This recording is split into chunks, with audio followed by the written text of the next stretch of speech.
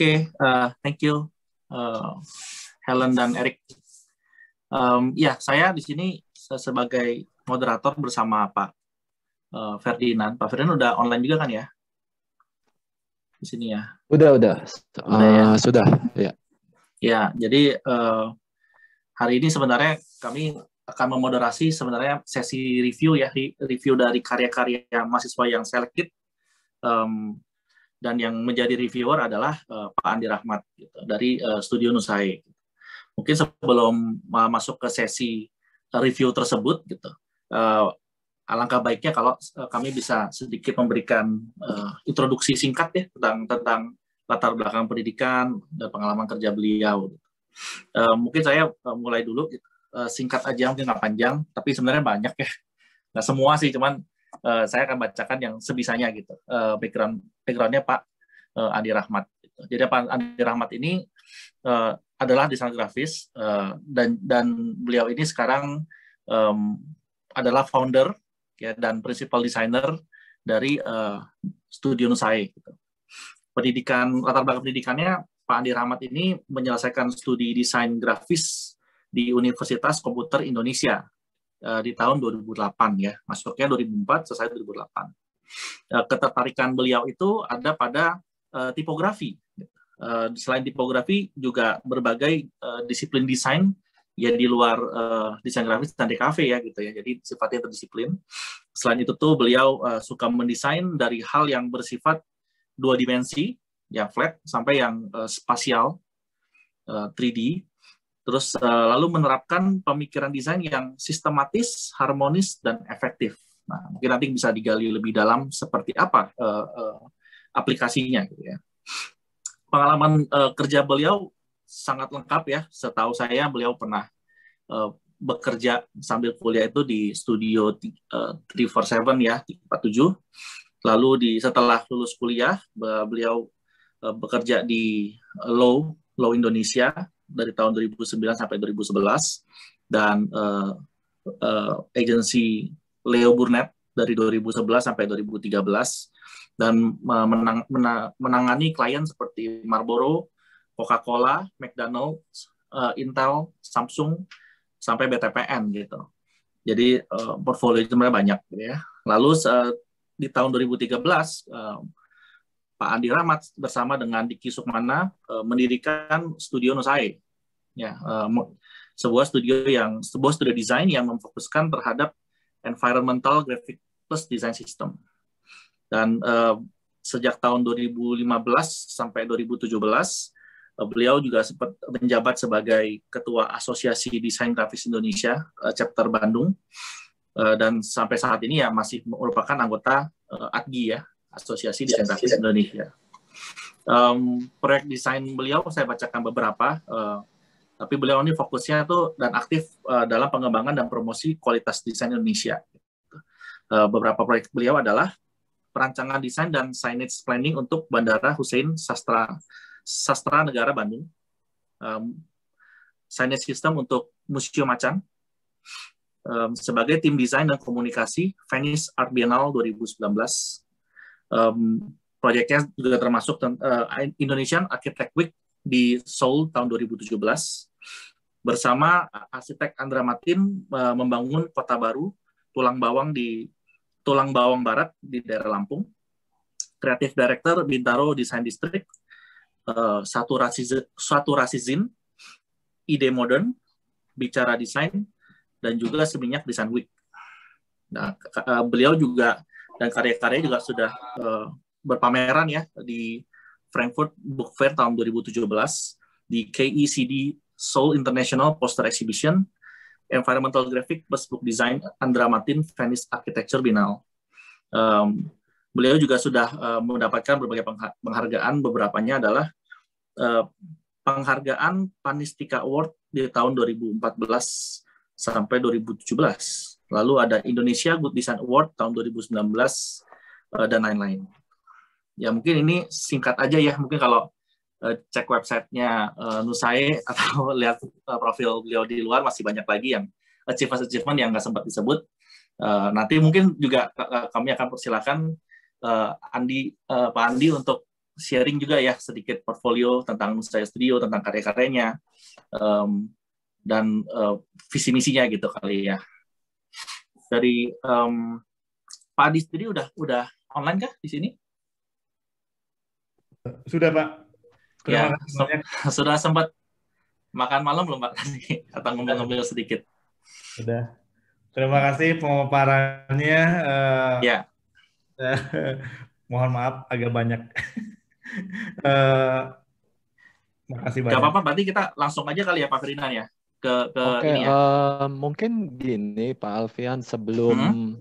masuk dan memberi kesempatan kepada Pak Andi untuk sedikit banyak ya mengelaborasi secara singkat portfolio dari Pak Andi, membaca atau mendapatkan informasi tentang profil Pak Andi itu ada satu hal yang saya rasa cukup menarik gitu ya, kan Pak Andi ini kan graphic designer dan bekerja tapi dalam lingkup-lingkup yang berbeda gitu ya, dalam konteks-konteks yang berbeda gitu. Misalnya ya Pak Andi juga pernah menjalani profesi di mana desain itu dalam konteks advertising gitu ya di Lowe, tadi Leo Burnett juga, lalu juga dalam konteks institusi publik dan seni rupa, misalnya ada kontribusinya terhadap Museum Macan, lalu juga desain grafis dalam lingkup environmental graphic gitu ya, ya ini mengingatkan saya pada Paula Scher gitu, lalu juga graphic design itu bagaimana bisa berdialog dengan lingkup arsitektur gitu. Nah, ini kan cukup beragam ya gitu ya konteks yang digeluti gitu oleh Pak Andi dan dari perspektifnya sebagai desainer grafis gitu. Nah, sebelum masuk membahas portfolio beliau, saya penasaran aja gitu ya, pengen tahu gitu dari Pak Andi sendiri punya gak sih satu statement gitu tentang dari apa yang Pak Andi sudah pernah lakukan atau misalnya masih menjadi aspirasi dari Pak Andi, dari itu kira-kira bisa share ke kita Pak Andi design statement dari Pak Andi, maksudnya design statement itu kayak apa sih desain, apa sih graphic design gitu loh menurut Pak Andi gitu. Udah berat. Mungkin belum waktunya nih saya berstatement. Cuman mungkin sepengetahuan saya, ilmunya sampai saat ini gitu tentang desain, pandangan saya gitu tentang, menurut saya desain tuh tidak hanya sekedar visual gitu, tapi hal-hal baik sih, hal-hal kebaikan itu menurut saya itu didesain gitu. Mau perkataan, mau attitude, mau sampai kita berpakaian juga itu kan kita desain sendiri itu. Kita kan mungkin ada yang sadar atau enggak bahwa keseharian gitu tuh kita mendesain diri sendiri gitu. Siapa kita, kita pengen dikenal sebagai apa gitu. Itu menurut saya ya desain itu tidak cuma hanya visual gitu, tapi 5 panca indera kita itu yang merasakan tuh sebenarnya itu hasil desain. Kemudian kalau di graphic design atau desain as a design gitu, desain itu adalah sistem, sebuah gagasan yang direalisasikan dengan visual atau dengan pemikiran-pemikiran yang menjadikan solusi bagaimana itu dibuat menjadi sebuah sistem gitu. Jadi kalau menurut saya desain itu sebuah sistem. Tidak bisa desain itu hanya mengada-ngada atau based on data sih sebenarnya kalau menurut saya desain itu. Oke, itu menarik ya. Yang pertama tadi Pak Andi menyebut bukan cuman bagus gitu secara visual, jadi maksudnya visually pleasing gitu, tapi juga harus baik gitu ya Pak Andi ya, good gitu ya maksudnya ya.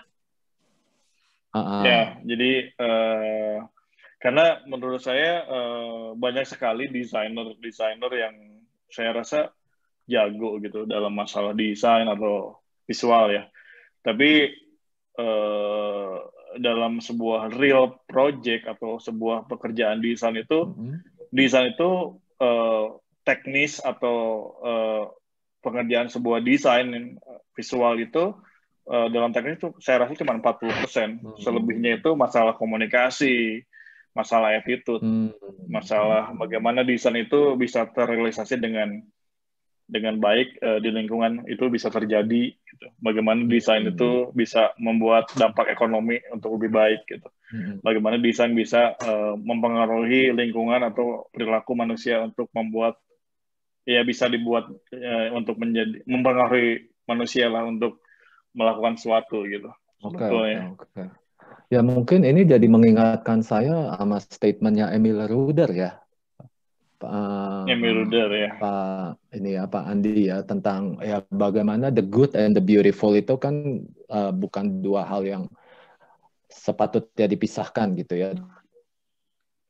Dari pemahaman tentang desain khususnya kalau Emil Ruder itu kan ngomongin typography gitu ya. Nampaknya apa yang Pak Andi barusan sampaikan ini merupakan refleksi terhadap pandangan Emil Ruder dan coba diapropriasi mungkin ya dalam pekerjaan Pak Emil gitu ya. Betul, karena saya rasa kita sebagai desainer kita kan harus belajar ke yang lebih dulu dan terbukti ya gitu.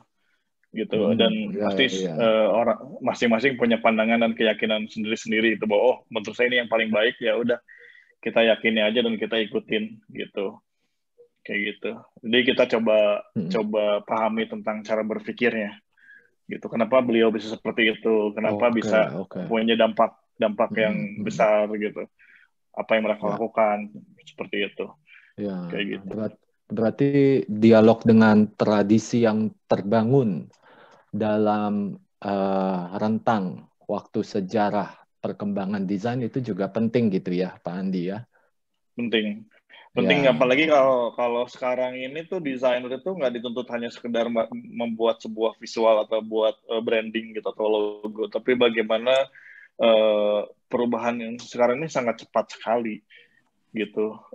Bagaimana kalau kita tuh tidak berdiri di fundamentalnya tuh kayaknya bakal tidak ada kualitasnya sebetulnya.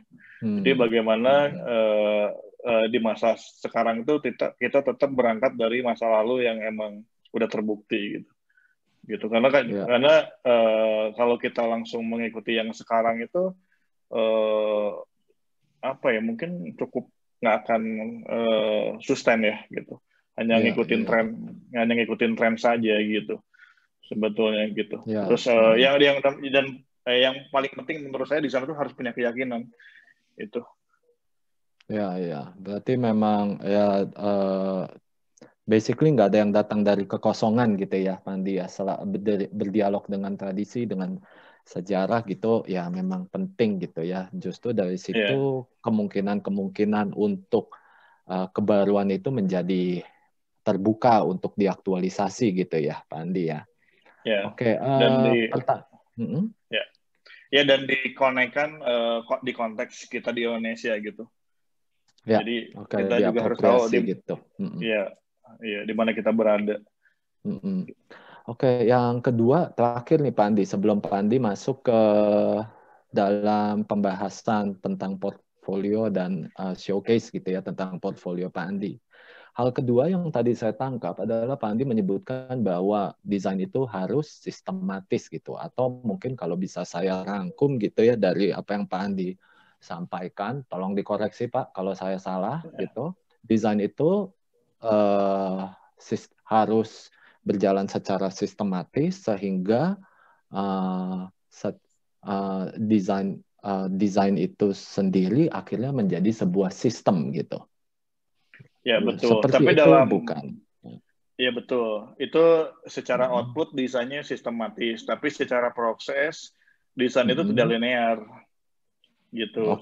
Secara prosesnya sistematis, tapi secara flow kerja mendesain tuh kadang itu tidak bisa linear ya, karena kadang kalau kata Helmut Schmidt quotes-nya itu tentang keep working, keep seeing, jadi kayak lihat lagi, coba lagi, buat lagi, coba bandingin lagi gitu. Kita nggak bisa lihat yang terbaik kalau kita tidak mencoba banyak hal atau tidak mencoba terus gitu. Jadi Ya, apa ya, coba lagi. Jadi desain tuh bukan sebuah proses yang cepat sebetulnya kayak gitu. Jadi sebuah proses yang sangat panjang untuk membuat sebuah visual ya. yang baik dan akhirnya punya manfaat yang baik gitu. Seperti itu. Oke. Tapi yang jadi pertanyaan adalah Pak Andi kan menekankan bahwa sistematis di dalam cara berpikir sistematis, walaupun tidak melulu merujuk kepada satu proses yang linear, itu kan sangat penting gitu ya di dalam desain gitu ya. Kira-kira ada masalah apa, Pak Andi? Memang menurut Pak Andi, desain di Indonesia itu penerapannya atau cara kerjanya atau outputnya atau apapun, aspek-aspek apapun itu yang terkait desain, memang belum sistematis atau tiada sistem malahan. Apa ya, kalau ini sangat personal sih, karena saya kalau berbicara seperti ini takut ada yang tersinggung. Jadi pasti setiap desainer punya keyakinannya masing-masing. Saya rasa, cuman ini saya highlight ini personal banget, pandangan saya pribadi gitu tentang kalau kita belajar ke belakang tentang ya Amy Ruder, tentang tipografi, tentang bukunya Joseph Muller-Brookman, Grid System, terus Mas Finelli tentang buku Canon-nya. Jadi semua tuh terukur gitu. Jadi tidak ada yang mengada-ngada gitu kan. Jadi apa ya, logik gitu. Desain tuh logik gitu. Terus bagaimana sebuah desain dari A ke Z itu ada sistem, tidak asal menaruh image atau menaruh teks gitu. Bagaimana di bukunya Amy Ruder ada tentang integral design gitu. Contoh dalam membuat sebuah buku, bagaimana halaman satu ke halaman lainnya punya konsistensi dalam bahasa visual atau dalam bahasa tipografi gitu. Seperti itu. Jadi itu adalah sebuah sistem, dan bagaimana juga dalam corporate design dari identitas satu ke yang lainnya kan punya satu kesatuan yang utuh gitu. Yeah. Tapi dalam membuat sebuah kesatuan yang utuh itu cukup tidak mudah. Yang mudah mungkin ya asal naro atau asal konsisten itu mudah, tapi untuk membuat sebuah yang lebih mendalam, suatu desain yang punya kualitas tinggi itu tidak mudah sih sebetulnya kayak gitu. Terus di Indonesia karena yang baik itu, yang pandangan saya yang baik itu ada banyak juga, cuman kalah banyak dengan yang asal-asalan. Jadinya yang terlihat yang asal-asalan gitu. Kalau ya mungkin pandangan saya, kalau keluar rumah atau pakai motor atau pakai mobil gitu, baru keluar rumah aja kita lihat yang merusak itu adalah profesi kita sebenarnya secara apa ya, kayak mungkin itu bisa diiyain banyak orang kali, kayak ada banner, ada baliho asal nempel, terus baliho atau balihonya itu tidak punya kualitas desain yang baik, akhirnya. Dan mungkin pada kenyataan sekarang lulusan desain grafis sama orang yang otodidak tuh nggak ada beda kualitasnya. Itu mungkin yang saya alami gitu, kayak gitu. Bagaimana misal gini ya, bagaimana postingan seseorang dalam mungkin 800 pixel ke 1000 pixel, contoh misal di story itu bisa membuat viral informasi yang tidak benar gitu. Itu sebuah desain yang bagaimana dia bisa menyampaikan pesan tapi belum tentu pesan itu baik gitu. Kayak mungkin nih boleh cerita, kan saya terlibat di project di Pulau Rinca ya, di Komodo itu, yang sempat viral kali ya. Kalau tahu ke sana emang aduh menyedihkan sekali gitu, ternyata yang viral ini gitu. Karena pada kenyataannya itu proyek di sana itu merapikan yang sekarang kurang baik sebetulnya gitu. Gitu. Jadi bagaimana ada 15 bangunan penjaga Taman Nasional dikumpulkan jadi satu di dekat rawa supaya bang awalannya tidak terganggu, komodo-komodonya bisa tidak terganggu. Bagaimana membuat bangunan dari 15 yang terpencar jadi satu dekat rawa, di atas air, jadi tidak merusak gitu. Tapi pada kenyataannya ketika rawa itu surut, jadi karena pembangunannya sangat lama, karena nunggu air surut ya, karena mobil nggak bisa lewat. Jadi kalau air surut baru mobilnya lewat. Nah ketika airnya surut, mobilnya lewat itu, membangun dek untuk penyeberangan supaya komodonya bisa lewat, ada yang foto dan viral kan. Itu akhirnya informasi yang tidak baik kalau menurut saya, dan semua orang menghakimi itu gitu. Dan itu menurut saya sebuah desain dalam cuman pixel yang kecil di layar handphone diviralkan jadi pesan yang tidak sesuai gitu. Itu yang menyedihkan menurut saya sih sebenarnya. Kayak makanya sekarang tuh sebagai desainer tuh nggak bisa hanya ngomongin satu hal sebagai graphic design aja gitu. Jadi manfaatnya atau dampaknya yang saya rasa harus kita pikirkan. Tapi kembali tadi, sistematis tentang tipografi, tentang sistem-sistem desain yang dasarnya saya rasa harus sudah memahami gitu.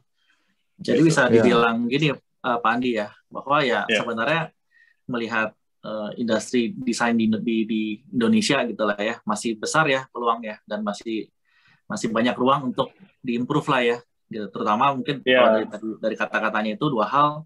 Pertama ya, peran seorang desainer itu seperti apa dalam industri desain Indonesia gitu kan ya. Role-nya apa, kan cuma sekedar mendesain aja, tapi ada peran lebih di sana. Sama tadi ya, membawa pemahaman fundamental terhadap tentang desain gitu ya, dan diaplikasikan dalam pekerjaan desain sehari-hari gitu. Itu kali betul. Betul.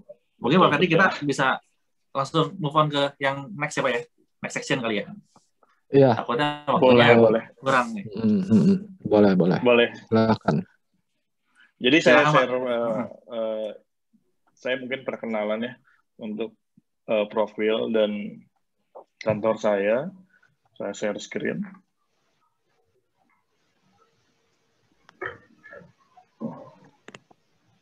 Sudah ya? Ya, sudah kelihatan.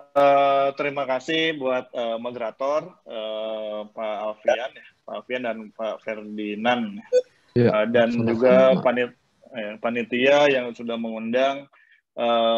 Saya ada di sini bukan berarti saya yang paling tahu, bukan saya yang paling pintar, tapi saya di sini mungkin lebih ke berbagi pandangan saja gitu. Jadi mungkin bagi teman mahasiswa bedanya sama saya, mungkin saya lebih duluan aja sih sebetulnya. Jadi bukan saya lebih pintar gitu. Jadi kita sama-sama belajar. Ini saya mau perkenalan singkat tentang kantor saya. Jadi saya mendirikan kantor ini dengan tidak kepikiran waktu kuliah atau waktu kerja saya bakal membuat sebuah biro desain, bakal membuat sebuah konsultan desain atau desain studio gitu. Saya nggak pernah kepikiran sedikit pun. Yang saya kepikiran bagaimana saya bekerja dengan baik dan saya mengetahui apa yang saya kerjakan, mereka gitu. Jadi saya dari dulu tidak pernah saya punya cita-cita jadi desainer dari dulu. Cuman saya nggak tahu mau jadi yang seperti apa, dan sampai sekarang pun saya masih belum tahu. Cuman saya lakuin yang menurut saya terbaik saat ini aja gitu. Dan akhirnya membawa saya ke titik sekarang ini gitu. Kenapa jadi desainer? Kenapa saya sangat yakin dengan saya yang jalanin? Karena saya nggak bisa yang lain lagi sebetulnya. Saya hanya bisa mendesain dan saya hanya suka desain gitu, kayak gitu. Terus jadi saya ini lahir tahun 2013 setelah saya bekerja di agensi dan beberapa kantor lainnya. Terus akhirnya karena saya bekerja di agensi itu cukup menyita waktunya dari pagi sampai pagi. Terus saya mengerjakan brand-brand multinasional dan saya rasa hanya membuat dampak masyarakat jadi untuk konsumerisme aja gitu, dan membuat apa yang saya desain itu. Dan saya rasa pekerjaan saya ketika di agensi mungkin ya bisa dibilang kualitasnya tidak lebih baik dari sekarang gitu, tidak baik lah gitu kalau menurut saya, karena saya juga tidak pernah membanggakan pekerjaan saya di agensi karena saya sangat sulit untuk membuat yang menurut saya baik secara kualitas desain gitu. Dan akhirnya bagaimana desain yang saya rasa tidak baik atau kurang optimal atau kurang punya kualitas tinggi, ada di berbagai kota di Indonesia. Dan akhirnya saya memutuskan resign dan dengan baik-baik ke atasan saya, dan saya selalu jujur, selalu bilang jadi saya sebelum bikin usaha itu setahun terakhir saya udah bilang ke atasan saya bahwa saya mau buat kayaknya pengen mencoba merealisasikan gagasan pemikiran saya dengan membuat biro gitu. Dan akhirnya saya ketemu dengan partner saya yang lebih fokus ke bisnis, lebih ke bisnis kalau beliau namanya Diki. Terus saya fokus untuk membangun filosofi yang saya atau thinking yang saya, positioning yang saya kemana gitu, tentang harmonizing, tentang environmental graphic design. Jadi Nusair ini kalau ada orang Sunda mungkin tahu, Nusair itu artinya yang baik, karena saya rasa desain itu hal-hal baik gitu. Kenapa bahasa Sunda? Karena saya ingin, saya orang Indonesia, khususnya orang Bandung, bagaimana orang Bandung tapi yang zaman sekarang, bukan Sunda yang zaman dulu gitu. Dan saya rasa juga dulu berpikir bagaimana kalau ada kantor desain tapi dari Jawa, bahasa Jawa juga, dari Bali dengan narasi Bali juga gitu. Jadi itu yang saya kepikiran waktu itu. Karena saya senang tipografi, terus karena saya merasa ketika di agensi banyak pekerjaan yang saya kerjakan itu hanya banyak jadi baliho atau banner, billboard di beberapa kota di Indonesia. Jadi saya melihat saya harus merapikan saya pengen membuat desain yang punya manfaat bagi lingkungan gitu, yang fungsional gitu, yaitu signage gitu. Jadi tipografi dan signage ini saya rasa sangat erat kaitannya gitu, karena dua-duanya mengandung unsur informasi gitu kan. Informasi yang ingin disampaikan yang lebih menyentuh langsung ke masyarakat atau ke kegiatan sehari-hari gitu, kayak gitu.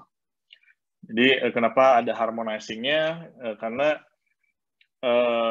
saya rasa desain itu harus harmonis ya dengan lingkungan, bagaimana membuat lingkungan tuh lebih sustain. Terus juga harmonis di sini kaitannya erat dengan internal tim, dengan klien, dengan kolaborator. Karena dalam membuat sebuah project atau desain itu satu tim itu harus visinya harus sama. Kalau beda tuh bakal sulit kita bikin sesuatu yang baik. Jadi pertama-tama itu menurut saya harus satu visi, harus harmonize gitu. Dan juga bagaimana desain yang dihasilkan juga harmonize dengan berbagai disiplin ilmu lainnya gitu. Seperti itu.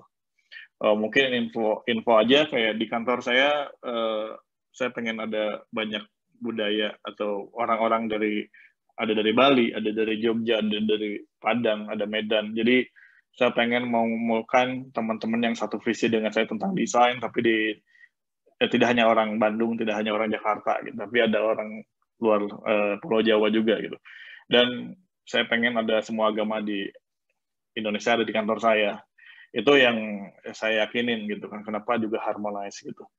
Jadi saya pengen mengenal Indonesia lebih di dalam, bukan hanya visual saja sebetulnya. Jadi lebih soalnya, lebih pemikirannya atau gagasan-gagasan orang Indonesia yang berbeda budaya gitu. Terus mungkin tadi udah saya ceritakan singkatnya. Ini kurang lebih ruangan kantor saya cukup berantakan biasanya. Terus ini profilnya dari 2013. Sekarang sebenarnya timnya ada 15 orang.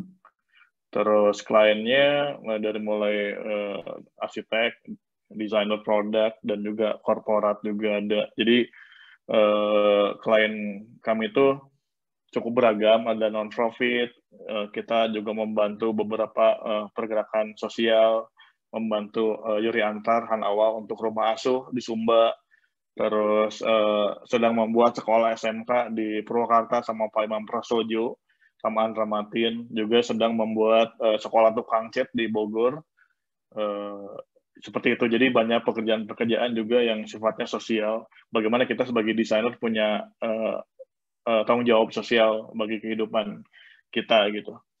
Terus beberapa kali masuk majalah buku internasional, terus beberapa kali pameran, dan beberapa kali dapat award.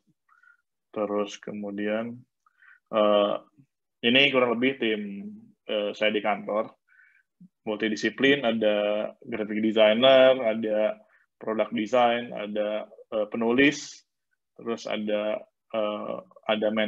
managing director juga yang memanage semua pekerjaan, ada akun eksekutif dan project leader juga. Jadi di kantor saya sangat diverse. Bagaimana semua ini punya visi dan pandangan yang sama tentang desain gitu. Terus ini tentang environmental graphic. Ini lanjut ke project pekerjaan yang saya kerjakan. Dan project di sini saya kerjakan dengan tim. Saya sebagai prinsipalnya, saya sebagai yang mendirect pekerjaannya. Dan saya dibantu oleh art director, namanya Darin, dan dibantu satu orang lagi, project manager atau akun eksekutif yang memanage projectnya, dan ada desainernya gitu. Dalam sebuah project itu sangat panjang prosesnya, dari mulai meeting, dari mulai menyamakan visi sama klien, sama arsiteknya, sama interior desainernya. Ini Toto Cafe di Tomang, di Toto Building. Ini Toto bekerja sama dengan Fritz Hansen, furniture dari luar. Jadi pertama kali Toto punya building di Jakarta, di Indonesia. Sebelum itu di Senopati kalau nggak salah.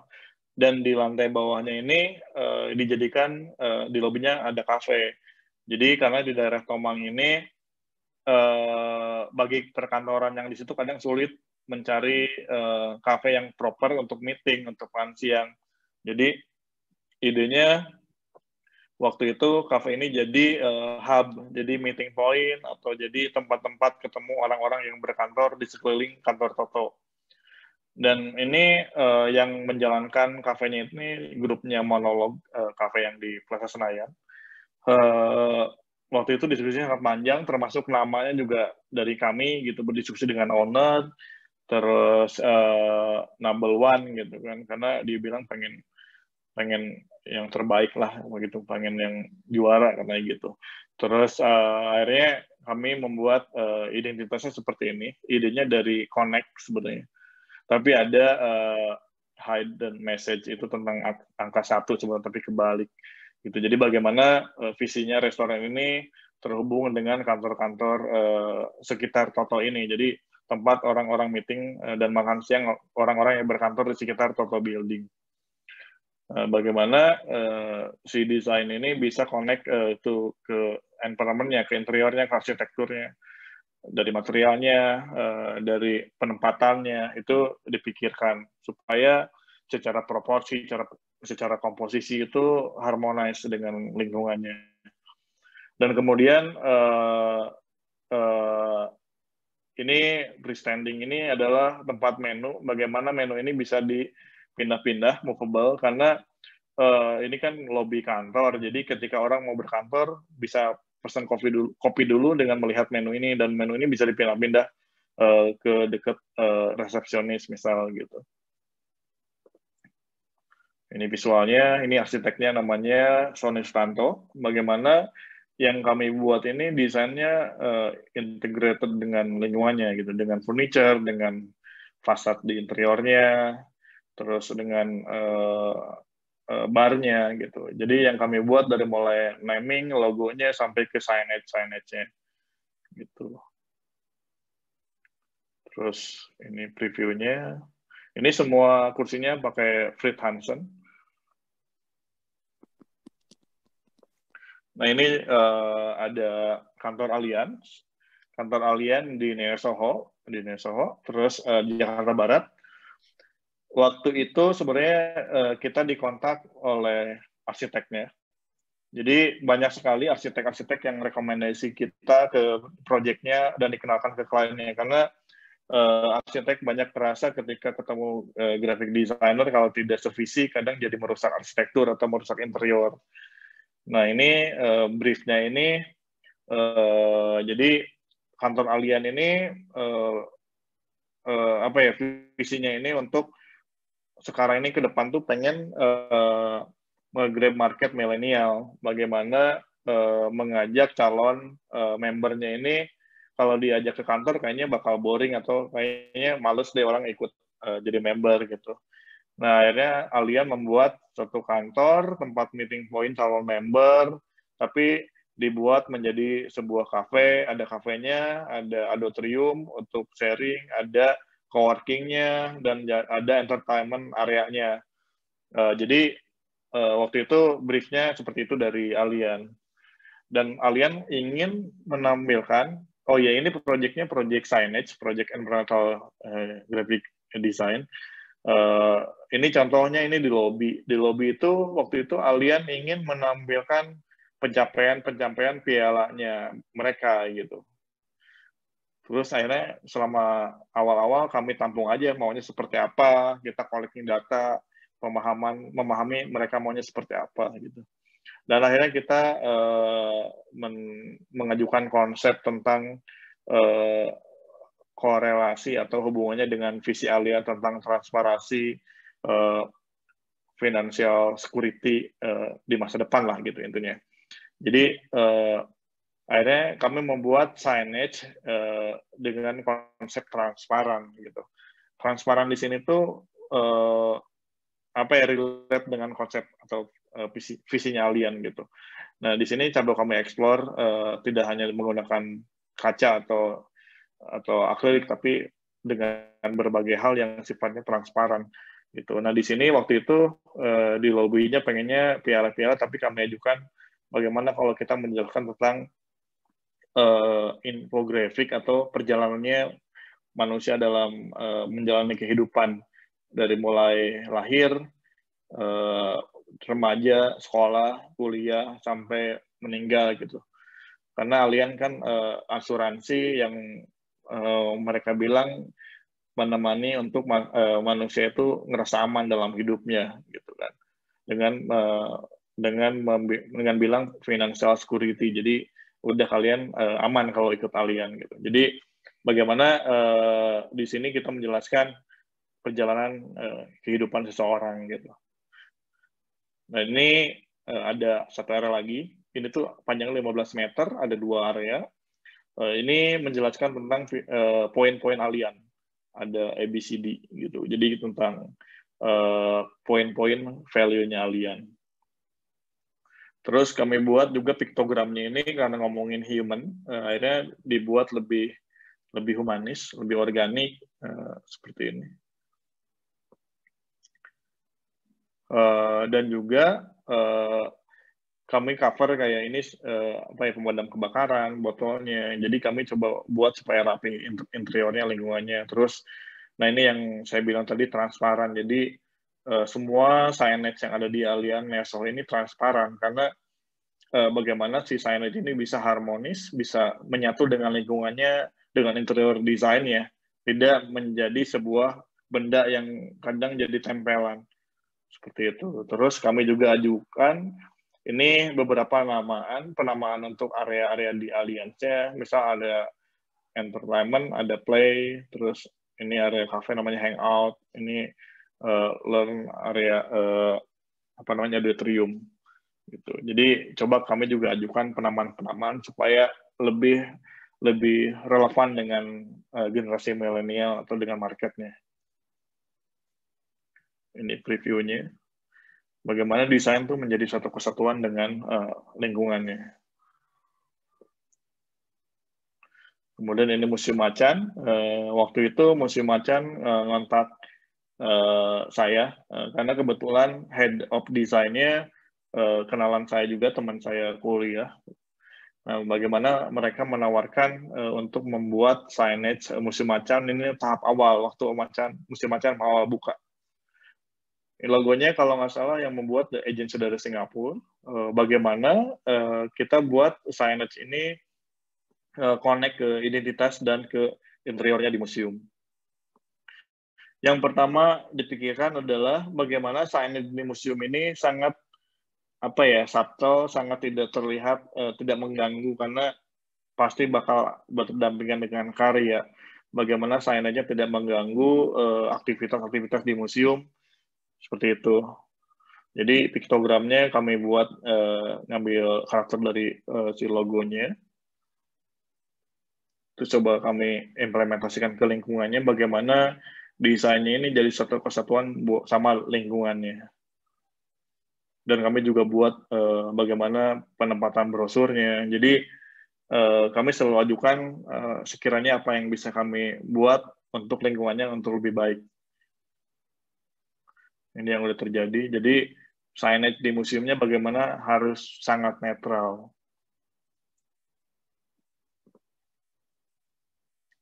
Kemudian ini ada brand hijab di Jakarta. Waktu itu ulang tahun ke-10 dan mengadakan pameran di Senayan City. Dan ownernya, kliennya mengundang kami karena beliau suka dengan pekerjaan kita ya, kayak karena kita sering kerja Ramatin, akhirnya beliau ingin dikerjakan pamerannya oleh kami gitu. Seperti itu. Terus pamerannya 10 tahun dan kami juga ajukan nama pamerannya 10 langkah gitu. 10 langkah, nama brandnya Ria Miranda, brand hijab, ada di Galeri Lafayette juga. Bagaimana kami membuat direction buat pamerannya dan kolaborasi dengan VAR ya, arsiteknya. Yang kami buat dari mulai perancangan nama, kolaborasi dengan klien, bagaimana membuat key visual, membuat sebuah identitas pamerannya, bagaimana membuat desain identitas apa yang kami rasa komposisinya harus baik, seperti itu, tipografinya harus baik. Karena brand pakaian, ya, jadi kami berdiskusi dengan arsiteknya, jadi kami ajukan untuk menggunakan kain. Jadi pamerannya ini menggunakan kain putih. Jadi nanti yang terlihat itu produk-produknya, produk brandnya gitu. Dan di sini ada perjalanannya dari brandnya. Dan bagaimana yang kami buat ini menyatu dengan environmental design, dengan exhibition desainnya. Gitu. Jadi kami kolaborasi dengan arsitek untuk membuat desain yang jadi satu kesatuan. Jadi tidak ada tempelan-tempelan yang tidak nyambung. Kayak ini kita print di kainnya, ini juga sama, kita print di kain, ini kita print di mejanya, tapi ada pop-up-nya. Gitu. Jadi ada 2D, ada 3D, yang saya rasa ada membuat sebuah rasa dalam sebuah desain. Dan bagaimana lighting-nya juga kita pikirkan. Itu juga sebuah hal yang harus dipikirkan dengan baik. Dan bagaimana ketika pengunjung pertama datang itu melihat denah atau area pamerannya. Jadi kami buat seperti ini untuk user journey-nya, orang pertama datang kemana dan pengen melihat apa gitu. Kami rasa kami ingin selalu membuat desain yang sifatnya membantu manusia untuk mudah dalam mengetahui lingkungannya atau menuju kemana dia punya tujuan. Kalau ini ada brand fashion di Jakarta juga, namanya Square. Jadi idenya waktu itu kita melihat karakter produknya. Jadi selalu ada potongan-potongan garis sebagai fungsi. Kayak gini. Jadi ada bolongan-bolongan atau potongan-potongan yang menjadi fungsinya. Akhirnya kami angkat menjadi identitasnya. Dan juga terinspirasi dari namanya sendiri, yaitu square, ada 4 sisi. Bagaimana ini menjadi identitas, ada 4 potongan, 4 sisi. Tapi juga sebagaimana visi dari brandnya, fungsi yang diutamakan ya. Jadi si garis ini merupakan sebuah fungsi ketika ditambahkan dalam huruf-huruf ini yang tanpa garis. Kalau tanpa garis bacanya SOAP, tapi kalau dikasih garis jadi square. Jadi bagaimana sesuai visi dari brandnya, fungsi yang modis, yang fashionable menjadi daya tariknya gitu. Jadi bagaimana sebuah garis ini menjadi fungsi bagi sebuah brand agar mudah dimengerti dan dibaca oleh marketnya. Dan bagaimana garis ini kita implementasikan ke berbagai hal. Ini previewnya produknya. Mungkin saya juga nggak banyak sih ini presentasinya. Ini Bintaro Design District. Saya dipercaya oleh kurator, ada Hermawan Tanjil, Leboye, ada Andra Martin, Budi Pradono, sama Dani Jacksono. Dan bagaimana beliau mempercayakan saya untuk menjadi kreatif director di festival desain di Bintaro Design District.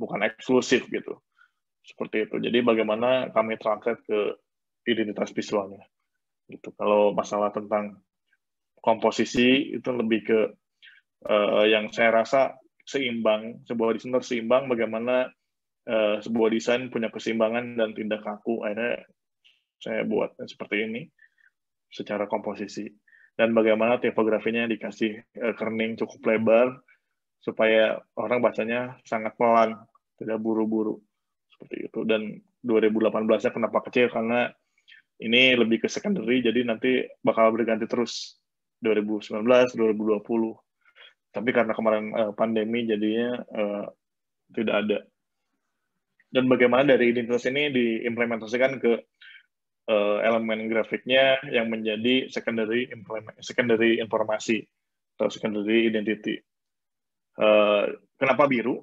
Biru juga sebetulnya kita melihat benchmark ya, atau existing festival design di internasional. Ada Salone de Mobile, ada London Design Biennale, ada Tokyo Design Week.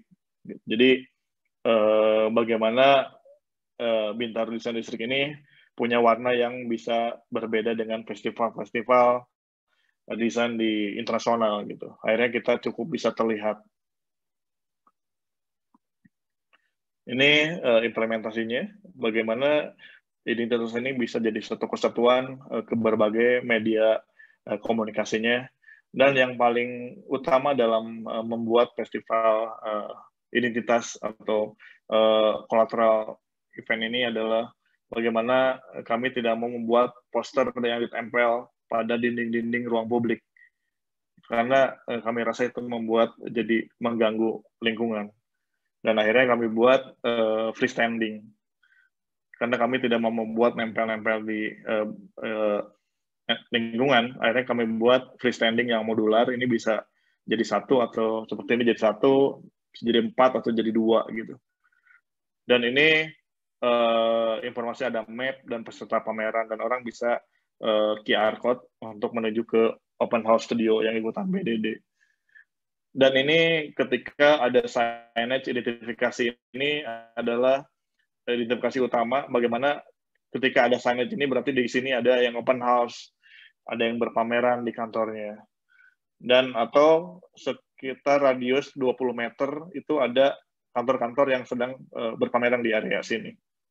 Dan eventnya cukup berhasil 2018 dan 2019. Kemudian ini ada hotel dan restoran. Cuman briefnya ini, jadi hotelnya tidak pengen dikenal lebih dari restoran. Jadi karena orang itu tidak mau datang ke restoran hotel.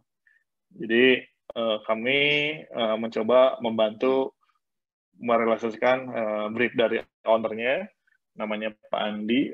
Dia yang punya kayu-kayu restoran dan punya ethnic craft. Beliau ingin restorannya yang terkenal, karena hotel itu marketnya dari online katanya. Coba kami buat narasi. Jadi Hara ini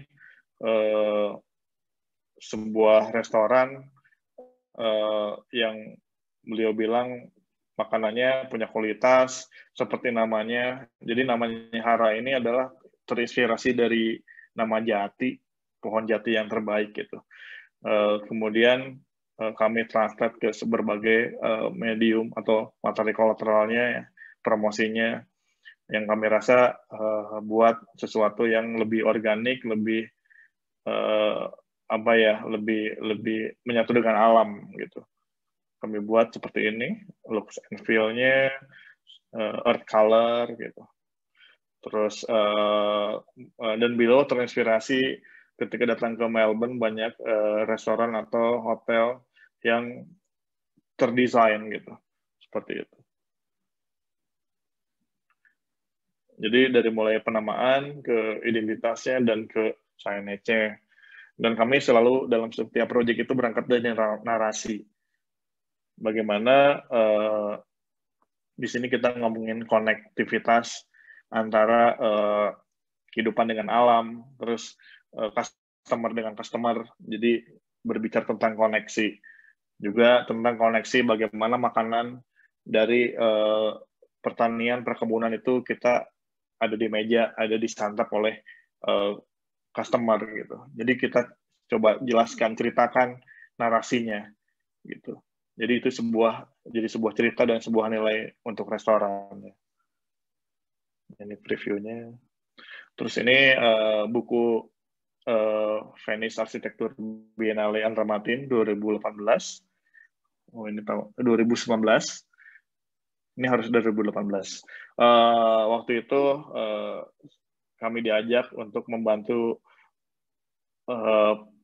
pavilionnya Andra Matin di Venice, Architecture Biennale 2018. Bagaimana merepresentasikan Indonesia arsitektur vernakular di internasional, karena ada temanya elevation. Jadi Andra Matin membuat pavilion di Venice Architecture Biennale. Saya lihat kan, saya mungkin ada di website. Sebentar. Saya lihatkan di website-nya. Website. Pak Andi, sambil gentle reminder aja ya, waktu kita sampai jam 9 sebenarnya, jadi masih ada setengah jam, itu udah termasuk sesi review dan ngobrol-ngobrol sama mahasiswa yang mengirimkan gitu ya. Boleh, ini bentar lagi Pak. Siap.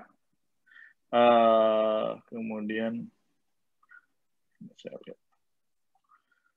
Ini udah lihat ya? Ini udah ada website dari saya belum ya?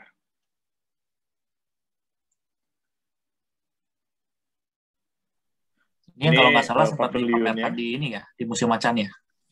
Ya betul. Ini pavilionnya. Ini udah ganti screen ya Pak ya? Sudah Pak. Udah menuju ke website. Ya, ini pavilionnya.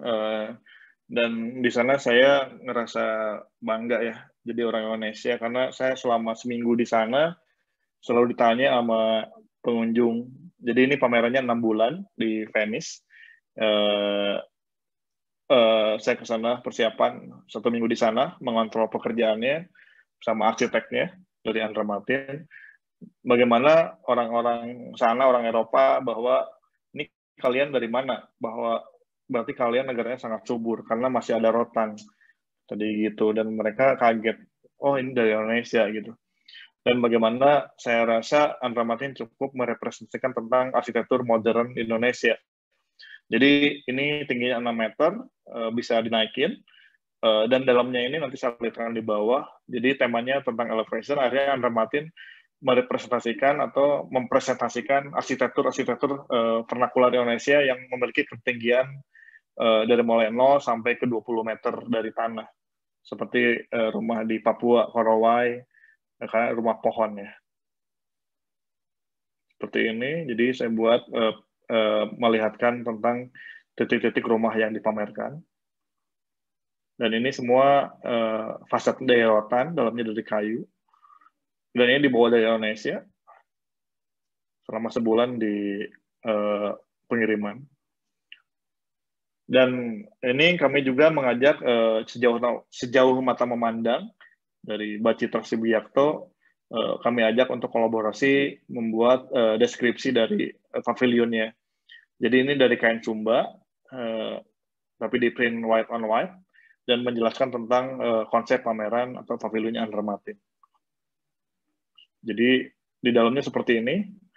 Selama 6 bulan dikunjungi dari berbagai belahan dunia ya, orang-orang yang datang, karena Biennale ini 2 tahun sekali dan ada di Venice. Yang kita buat informasi-informasi yang menunjang pavilionnya Under Martin. Dan kami berpikir bahwa kami harus support pavilionnya karena karyanya itu pavilionnya. Yang kami buat itu jangan menempel di seolah-olah tidak menempel di bangunannya. Jadi kami semua buat floating.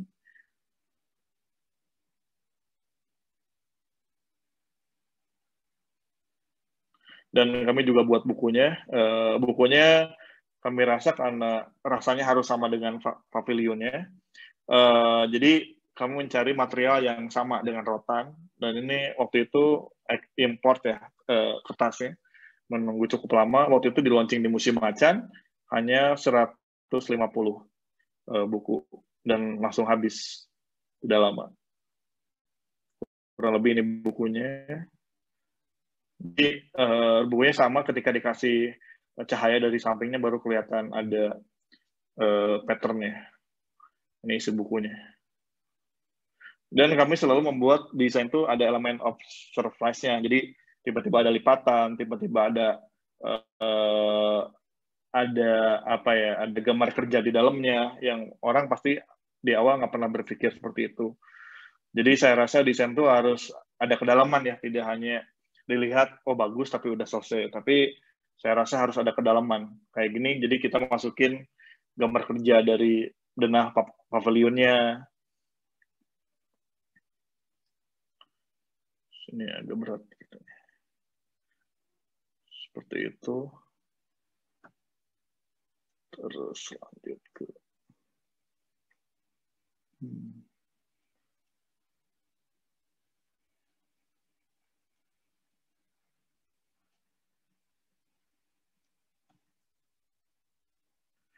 ini yang tadi saya jelaskan.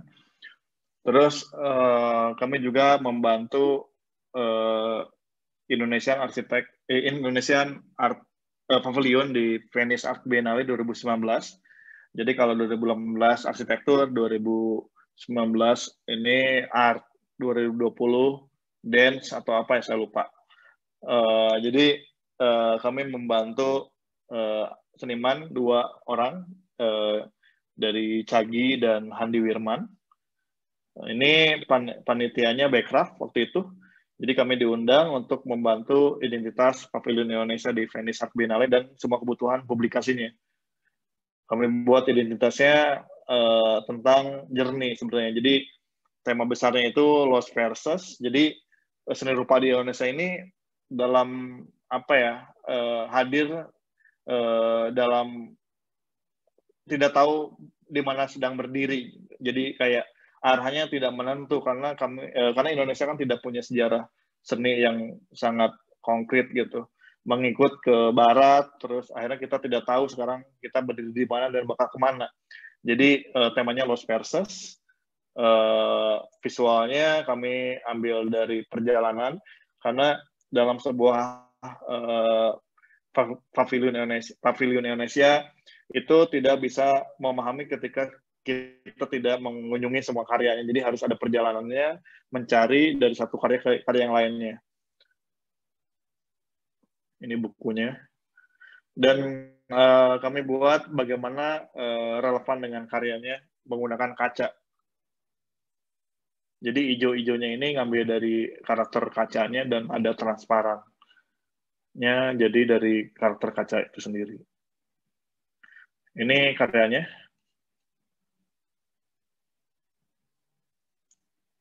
Mungkin lanjut ke sesi review ya. Nanti kalau mau ada tanya-tanya boleh di belakang.